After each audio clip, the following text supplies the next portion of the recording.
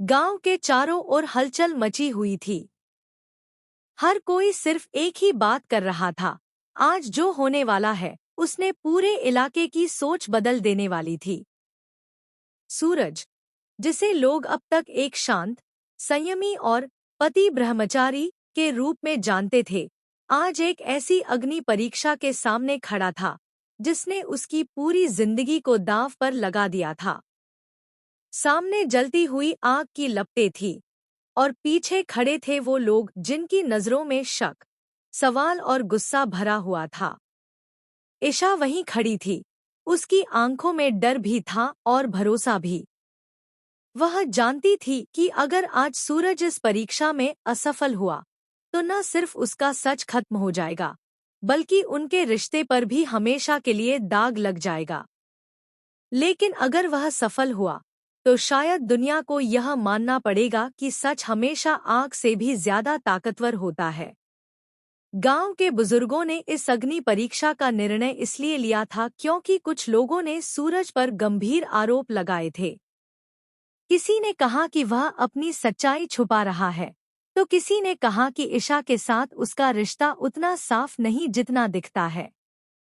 इन अफवाहों ने धीरे धीरे एक ऐसा तूफान खड़ा कर दिया था जिसमें सच और झूठ दोनों उलझते चले गए। सूरज चुपचाप खड़ा था। उसके चेहरे पर डर नहीं था, लेकिन एक गहरी शांति थी, जैसे उसने अपने अंदर किसी बड़े युद्ध को पहले ही जीत लिया हो।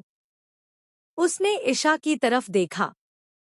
वह उसकी आंखों में देखना चाहता था, मानो पूछ रहा हो कि क्या वह उस पर अब भी भरोसा करती है।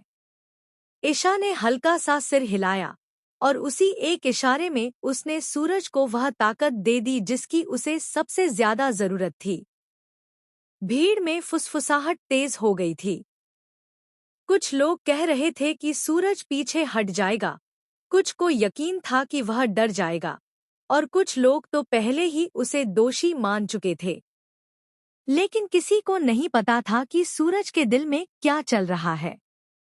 अग्नि प्रज्वलित की गई। लपटें आसमान की ओर उठ रही थी, जैसे सच और झूठ दोनों को अपनी गर्मी में परख रही हों। सूरज को कहा गया कि वह इस आग के बीच से गुजरकर साबित करे कि वह निर्दोष है। यह सिर्फ एक शारीरिक परीक्षा नहीं थी, यह उसके चरित्र, उसकी नीयत और उसके प्रेम की भी परीक्षा थी। सूरज ने एक गहरी सांस ली और आगे बढ़ा। हर कदम के साथ आग की गर्मी बढ़ती जा रही थी, लेकिन उसके मन में एक अलग ही आग जल रही थी, सच की आग। जैसे ही उसने पहला कदम अंदर रखा, भी